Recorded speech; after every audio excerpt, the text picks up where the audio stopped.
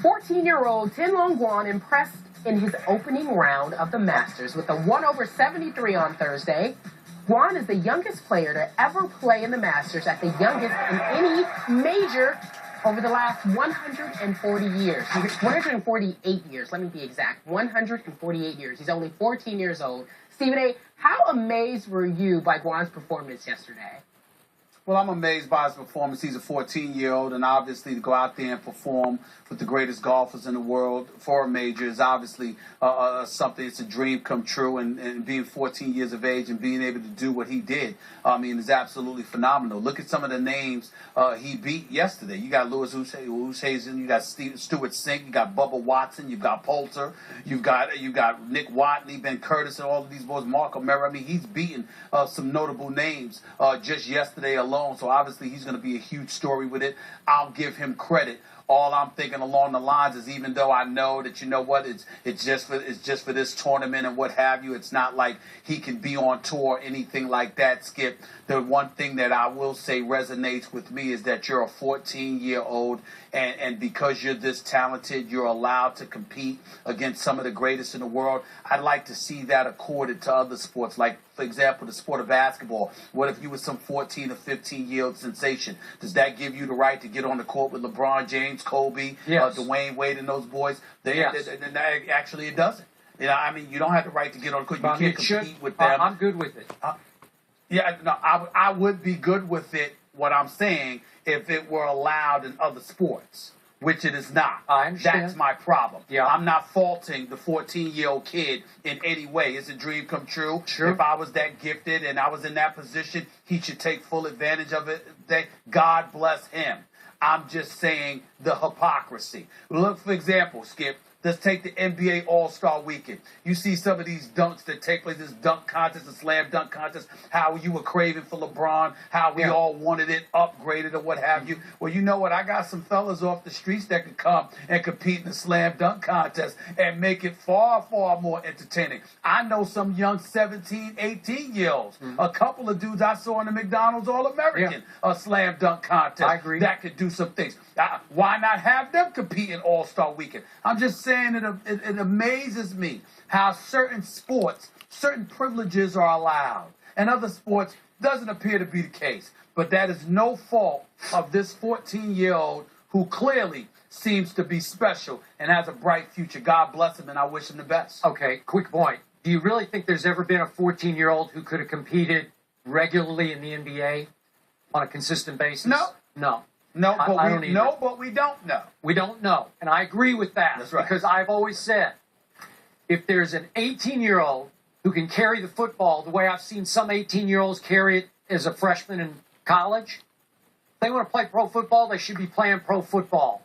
If Maurice Claret, God bless him after all of his struggles, remember, he thought he could play in the league at 18, and he just might have been able to, and he fought it through court and he lost. And it's un-American. It's unconstitutional, and I'm with you on this, Stephen A. They should have the right to go find out, to go fail. They might fail.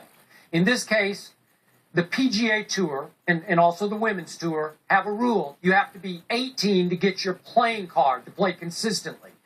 Okay, right. I'm fine with that, just to sort of save the kids from themselves. We saw what happened to Michelle Wee. She would get sponsors exemptions and play in various tournaments at a very young age, and it probably stunted her growth a little bit. She's never been quite able to live up to that kid reputation once she did get her playing card and become eligible on the tour. In the case of this kid, it was amazing for me to watch, but it was a classic case to me of that blissful ignorance that we all wish we had from our youth. You don't know what you're doing. You don't know what you don't know, and it's just great. Yeah. Because you don't know what it feels like to get the yips and start missing 30-foot putts at Augusta National, and you don't care what your swing looks like, even though Stephen A., it's shocking to watch him swing. It's so flat. If any of America's teachers got a hold of him, they'd change this, get more upright. He's using an old man's putter, a belly putter. I'm saying, what are you doing, kid? Well, he likes it. It works. It really worked yesterday. It worked on 18. He drained a 20-footer for a birdie in front of a packed house, giant crowd at 18. He doesn't care because he doesn't know not to care. He doesn't know that much about Augusta. He's followed it from afar, way far, and he's just now learning the tradition, the heritage, the history. He's not overwhelmed by it. He's not intimidated by it. This is a very mature young man. Handled himself great with the media. Yeah. It's stunning to watch. Can he keep it up? Well, I don't know. I mean, it's going to be tough. It's stunning to watch. It's great to watch. It's phenomenal for him. But, Skip, have we ever thought about the reversal? Look at the names. Bubba Watson is on this list of individuals that were beaten by this kid yesterday. Mm-hmm. Should Bubba Watson be subjected to that? Should he be subjected to being a pro, being somebody who's accomplished great things in this sport, being somebody who is a professional and had to work through the terrain to get to the point where he's at today, yet suddenly we're sitting on here today and we're acknowledging that he got beat by a 14-year-old kid yesterday. What I'm saying to you is that we understand that these things are possible in life, in various things that we do.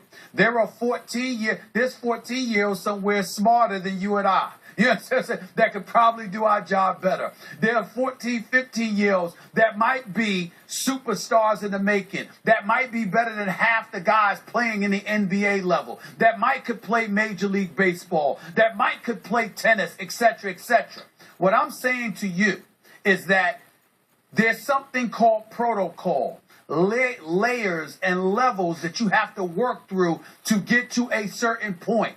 And if it is allowed to be circumvented in the sport of golf, it should be allowed to be circumvented everywhere. And if you're not going to circumvent it everywhere, then it shouldn't be allowed to be circumvented anywhere.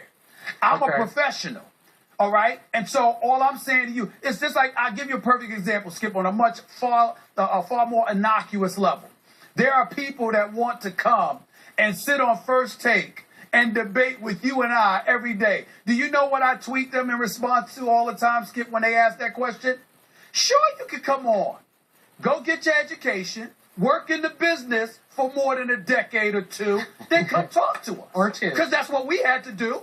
Now, obviously, long before I sat up on this podium with you and I was on national television, there were people I looked at on television and I said I could be better than them. I could outdo them on Wide World of Sports or Major League Baseball or NFL Countdown or whatever the case may be. That's what I thought when I was in college, when I was in high school. But you know what they said? You have to work your way up to get to the point where you're given the license to do these things. So here we are in the sport of golf, and you're saying to this 14-year-old kid, oh, even if it's just for one day, you get to circumvent all of that, and not even for some exhibition.